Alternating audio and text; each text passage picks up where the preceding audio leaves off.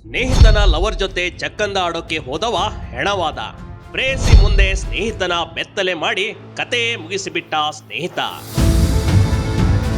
ಬಲವಾದ ಒಂದು ದೊಡ್ಡ ಕಲ್ಲಿನಿಂದ ಜಜ್ಜಿ ಕೊಲೆ ಮಾಡಿದ ಸಿಕ್ಕಿಲ್ಲ.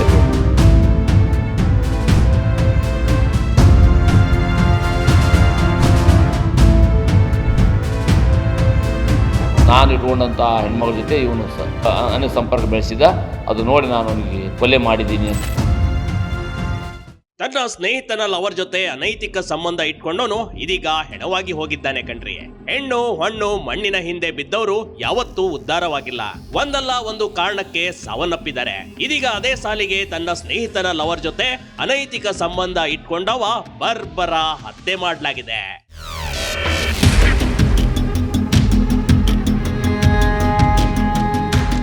ಬೆಳಗಾವಿ ಜಿಲ್ಲೆಯ ಗೋಕಾಕ್ ತಾಲೂಕಿನ ಘಟಪ್ರಭಾದಲ್ಲಿ ತುಕಾರಾಮ್ ಶಿಂಗೆ ಎನ್ನುವನ ಕೊಲೆಯಾಗಿದೆ ಕಣ್ರಿ. ಅಥಣಿ ತಾಲೂಕಿನ ಮಹೇಶ್ವಡಿ ಗ್ರಾಮದವನು ಅಂತ ಹೇಳಲಾಗ್ತಾ ಇದೆ. ರೈಲ್ವೆ ಹಳೆ ಪಕ್ಕದ ಸೇತುವೆ ಮೇಲೆ ಕರ್ಕೊಂಡು ಹೋಗಿ ಬೆತ್ತಲಾಗಿಸಿ ಕಲ್ಲಿನಿಂದ ಜಜ್ಜಿ ಕೊಲೆ ಮಾಡಲಾಗಿತ್ತು. ದೇಹದ ಮೇಲಿನ ಬಟ್ಟೆಯ ಗುರುತು ಸಿಗದೇ ಇರಲಿ ಅಂತ ಬಟ್ಟೆಗಳನ್ನ ನದಿಗೆ ಎಸೆದು ಕೊಲೆ ಆರೋಪಿ ಪರಾರಿಯಾಗಿದ್ದ.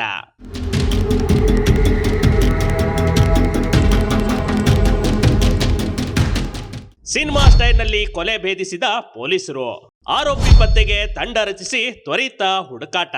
ಈ ಪ್ರಕರಣವನ್ನ ಸೀರಿಯಸ್ ಆಗಿ ತೆಗೆದುಕೊಂಡ ಪೊಲೀಸರು ಕೊಲೆಯಾದವನ ಫಿಂಗರ್ ಪ್ರಿಂಟ್ ಮತ್ತು ಆತ ಟ್ಯಾಟೋ ಹಾಕಿಸಿಕೊಂಡಿರುವ ಚಿಹ್ನೆಗಳನ್ನ ಕೊಲೆಯಾದವನ ಸುಳಿವು ಕೊಟ್ಟಿದ್ದುವು.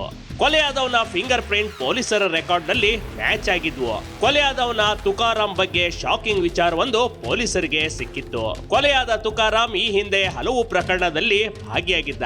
ಈತನ ಅಡ್ರೆಸ್ ಹುಡುಕಿಕೊಂಡು ಹೋದಾಗ ತುಕಾರಾಮ್ ದೇಹದ ಮೇಲಿನ ಗುರುತುಗಳು ತೋರಿಸಿದಾಗ ಈತನೇ ತುಕಾರಾಮ್ ಅನ್ನೋದು ಮನೆ ಮಂದಿ ಗುರುತು ಹಿಡಿದಿದ್ರು. ಇವರು ಆ ವ್ಯಕ್ತಿ ಮೇಲೆ ಇದ್ದಂಥ ಚಿಹ್ನೆಗಳು ಅಂದರೆ ಟ್ಯಾಟೂ ಮಾರ್ಕ್ ಇರ್ತವೆ. ಅವನ ಮೇಲೆ ಒಂದು ಬಲಗೈ ಮೇಲೆ ಒಂದು ಎಸ್ ಮಾರ್ಕ್ ಇರ್ತದೆ, ಒಂದು ತ್ರಿಶೂಲ್ದ ಮಾರ್ಕ್ ಇರ್ತದೆ, ಒಂದು ಕನ್ನಡದಲ್ಲಿ ಬರೆದಂಥ ಒಂದು ಅಕ್ಷರದ ಇದೆಲ್ಲ ಇರ್ತವೆ. ಅವು ಟ್ಯಾಟೂ ಮಾರ್ಕ್ ಇರ್ತವೆ. ಅದನ್ನ ಇಟ್ಕೊಂಡು ನಾವೆಲ್ಲ ಹುಡುಕಾಡ್ತಿದ್ದಾಗ ಕೂಡಲೇ ನಮ್ಮ ಫಿಂಗರ್ ಪ್ರಿಂಟ್ ಬ್ಯೂರೋದಿಂದ ಒಂದು ಮಾಹಿತಿ ಬರ್ತದೆ. ಈ ಮೃತ ವ್ಯಕ್ತಿ ಒಬ್ಬ ಕಳ್ಳತನ ಪ್ರಕರಣದಲ್ಲಿ ಹುಬ್ಬಳ್ಳಿ ರೈಲ್ವೆ ಪೊಲೀಸಲ್ಲಿ ದಸ್ಕಿರಿ ಆಗಿದ್ದ. ಅವನ ಫಿಂಗರ್ ಪ್ರಿಂಟ್ ಜೊತೆ ಹೋಲಿಕೆ ಆಗಿದೆ. ಈ ವ್ಯಕ್ತಿ ಹೆಸರು ತುಕಾರಾಮ್ ಬಸಪ್ಪ ಸಿಂಗೆ. ಇವ್ ನೇಟಿವ್ ಬಂದು ಅಥಣಿ ತಾಲೂಕು ಮಹೇಶ್ವಾಡಿಗಿ ಅಂತ. ಇನ್ನು ಕೊಲೆಯಾದ ತುಕಾರಾಮ್ ಕೂಡ ಕಳ್ಳನಾಗಿದ್ದ. ಗೋಕಾಕ್ ಸುತ್ತಮುತ್ತ ಸಿಸಿ ಕ್ಯಾಮೆರಾ ಚೆಕ್ ಮಾಡಿದಾಗ ಈ ತುಕಾರಾಮ್ ಜೊತೆ ಇನ್ನೊಬ್ಬ ಸ್ನೇಹಿತ ಇರೋದು ಪೊಲೀಸರಿಗೆ ಕಂಡು ಬಂದಿತ್ತು. ಆತನು ಯಾರು ಅನ್ನೋದು ತಿಳಿಯಲು ಪೊಲೀಸರು ಹುಡುಕಾಟ ಮಾಡ್ತಿರ್ಬೇಕಾದ್ರೆ ಇನ್ನು ತುಕಾರಾಮ್ ರೈಲ್ವೆ ನಿಲ್ದಾಣದಲ್ಲಿ ಬಿದ್ದಂತ ಬಾಟ್ಲಿಗಳು ಮತ್ತು ಕಸವನ್ನ ಆರಿಸುತ್ತಿದ್ದ ಅನ್ನೋದು ತಿಳಿದು ಬರುತ್ತದೆ.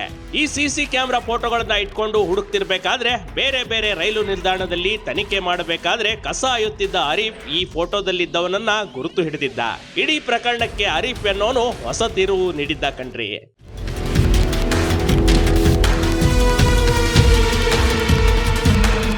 ಪ್ರದೀಪ್ ಪ್ರೀತಿಸುತ್ತಿದ್ದ ಅಶ್ವಿನಿ ಎಂಬ ಯುವತಿಯನ್ನ. ಅವಳಿಗಾಗಿ ನಡೆದೇ ಬಿಡ್ತಾ ಈ ಮರ್ಡರ್. ಪೊಲೀಸರು ಅರೀಫ್ ಹೇಳಿದ ವಿಚಾರವನ್ನ ಗಂಭೀರವಾಗಿ ತೆಗೆದುಕೊಂಡಿದ್ರು.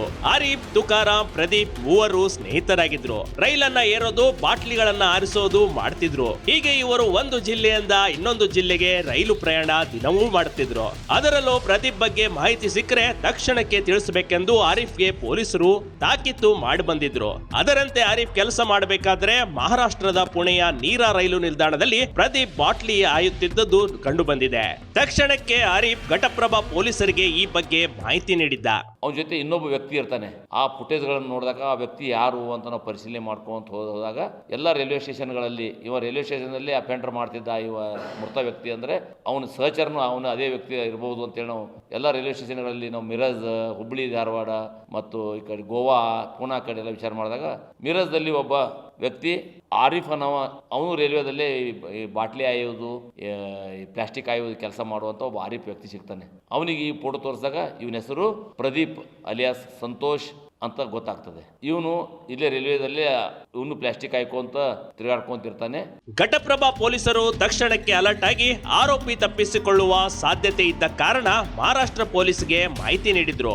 ಅಲ್ಲಿನ ರೈಲ್ವೆ ಪೊಲೀಸರು ಪ್ರದೀಪನನ್ನ ವಶಕ್ಕೆ ಪಡೆದು ಘಟಪ್ರಭಾ ಪೊಲೀಸರಿಗೆ ಆರೋಪಿಯನ್ನ ಒಪ್ಪಿಸಿದ್ದಾರೆ. ಮೊದಲು ಆರೋಪಿ ಏನನ್ನೂ ಮಾಹಿತಿ ನೀಡಿರಲಿಲ್ಲ. ಆದ್ರೆ ಪೊಲೀಸ್ ಭಾಷೆಯಲ್ಲಿ ಕೇಳಿದಾಗ ಎಲ್ಲವನ್ನ ಬಾಯ್ಬಿಟ್ಟಿದ್ದ.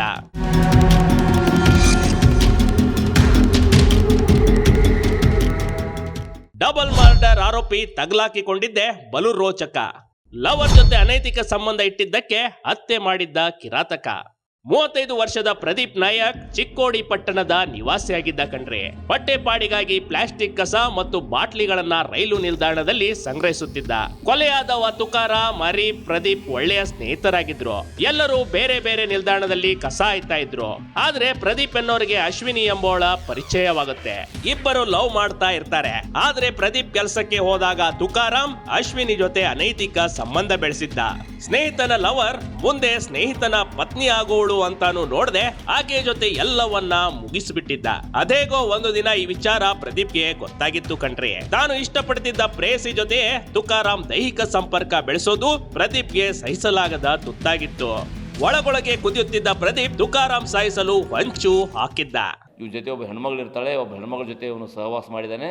ಅವಳು ಹೆಸರು ಅಶ್ವಿನಿ ವಾಗ್ಮೋರೆ ಅನ್ನೋಳು. ಮತ್ತು ಅವನು ಕೂಡಿ ಒಟ್ಟಿಗೆ ಇರ್ತಾರೆ ಯಾವಾಗಲೂ. ನಾನು ನೋಡಿದ್ದೀನಿ ಇವನಿಗೆ ಅಂತ ಅವನು ಆರಿಫನವನು ನಮಗೆ ಮಿರಜ್ದಲ್ಲಿ ಹೇಳ್ತಾನೆ. ಅವನಿಗೆ ತಂದು ನಾವು ಎನ್ಕ್ವೈರಿ ಮಾಡಿದಾಗ ಹೌದು ನಾನು ಅವನಿಗೆ ಕೊಲೆ ಮಾಡೋದು ನಿಜ. ಅವತ್ತಿನ ದಿವಸ ನಾನು ಮತ್ತು ಅವಳು ಯಾರು ಇದು ಅಶ್ವಿನಿ ಇಬ್ರು ಒಟ್ಟಿಗೆ ಬಂದಿದ್ವಿ.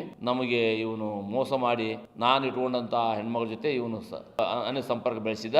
ಅದು ನೋಡಿ ನಾನು ಅವನಿಗೆ ಕೊಲೆ ಮಾಡಿದ್ದೀನಿ ಅಂತ ಒಪ್ಕೊಂಡ್ಬಿಡ್ತಾನೆ. ಕೊಲೆಗೂ ಮುನ್ನ ತುಕಾರಾಮ್ಗೆ ಪಾರ್ಟಿ ಮಾಡಿಸಿದ್ದ ಪ್ರದೀಪ್. ಇಬ್ಬರು ಸೇರಿ ಎಣ್ಣೆ ಹೊಡೆದು ಮೋಸದಿಂದ ಕರೆದುಕೊಂಡು ಹೋಗಿದ್ದ. ಇಬ್ರು ಸೇರಿ ಕೊಲೆಗೂ ಮುನ್ನ ಪಾರ್ಟಿ ಮಾಡಿರ್ತಾರೆ. ಕಂಠ ಪೂರ್ತಿ ಕುಡಿಸಿ ಆತನನ್ನ ಕರೆದುಕೊಂಡು ಹೋಗಿರ್ತಾನೆ. ಇನ್ನು ತನ್ನ ಲವರ್ ಅಶ್ವಿನಿಯನ್ನ ಕರೆದು ರೈಲ್ವೆ ಹಳಿ ಪಕ್ಕದ ಬ್ರಿಡ್ಜ್ ಮೇಲೆ ತುಕಾರಾಮನನ್ನ ಸಂಪೂರ್ಣ ಬೆತ್ತಲು ಮಾಡಿರ್ತಾನೆ. ಕಲ್ಲನ್ನ ಎತ್ತಿ ಬಿಸಾಡಿ ಆತನ ಕೊಲೆ ಮಾಡಿಬಿಟ್ಟ. ಗಾಬರಿಗೊಂಡ ಅಶ್ವಿನಿಗೆ ಈ ವಿಚಾರ ಯಾರ ಮುಂದೆಯೂ ಹೇಳುವಂತಿಲ್ಲ. ಬಾಯಿ ಬಿಟ್ರೆ ಆಕೆಯನ್ನ ಸಾಯಿಸುವ ಬೆದರಿಕೆಯನ್ನ ಒಡ್ಡಿದ್ದ ಅನ್ನೋ ವಿಚಾರ ಪೊಲೀಸರ ಮುಂದೆ ಹೇಳಿಕೊಂಡಿದ್ದಾನೆ.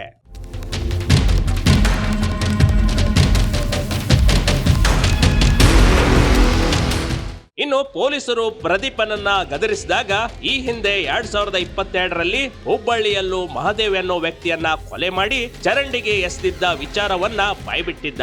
ಮಹಾದೇವನ ಕೊಲೆ ಆರೋಪಿ ಸುಳಿವು ಸಿಗದಿದ್ದಾಗ ಹುಬ್ಬಳ್ಳಿ ಪೊಲೀಸರು ಈ ಕೇಸ್ ಕ್ಲೋಸ್ ಮಾಡಿದ್ರು.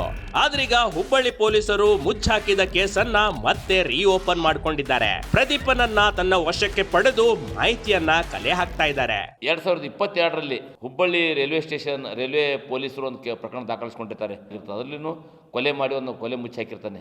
ಆ ಕೊಲೆಯಾದ ವ್ಯಕ್ತಿ ಅದರಲ್ಲಿಂದ ಬುಲ್ಲಿ ಮಹಾದೇವ ಅಂತ ಒಬ್ಬ ವ್ಯಕ್ತಿ ಯಾವುದೋ ಕಾರಣಕ್ಕಾಗಿ ಅವನಲ್ಲಿ ವೈಮನಸ್ಸಾಗಿ ಅವನು ಕೊಲೆ ಮಾಡಿ ಗಟ್ಟರದಲ್ಲಿ ಹಾಕಿರ್ತಾನೆ. ಆ ಗಟ್ಟರದಲ್ಲಿ ಹಾಕಿದಾಗ ಅವರು ಪೊಲೀಸರು ಅದನ್ನು ಅಪರಿಚಿತ ಶವ ಅಂತೇಳಿ ಪತ್ತೆ ಮಾಡಿ ಆ ಪ್ರಕರಣ ದಾಖಲಿಸಿಕೊಂಡು ನಂತರ ಅದನ್ನು ಶೀಪ್ ಮಾಡಿರ್ತಾರೆ.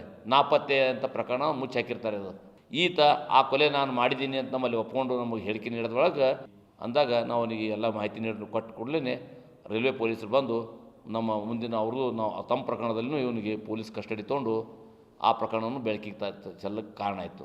ಒಟ್ಟಾರೆ ಒಂದು ಕೊಲೆ ಭೇದಿಸಲು ಹೊರಟ ಪೊಲೀಸರು ಡಬಲ್ ಮರ್ಡರ್ ಕೇಸ್ ಭೇದಿಸಿದ್ದಾರೆ. ಒಂದು ಅನೈತಿಕ ಸಂಬಂಧ ಇದೇ ರೀತಿ ದುರಂತದಲ್ಲಿ ಅಂತ್ಯವಾಗಿದೆ. ಸ್ನೇಹಿತರೇ ಸ್ನೇಹಕ್ಕೆ ಬೆಲೆ ಕೊಡದಿದ್ರೆ ಆ ಸಂಬಂಧಕ್ಕೆ ಅರ್ಥವೇ ಉಳಿಯಲಾಗದು ಕಣ್ರಿ. Big TV Karnataka, Hubballi.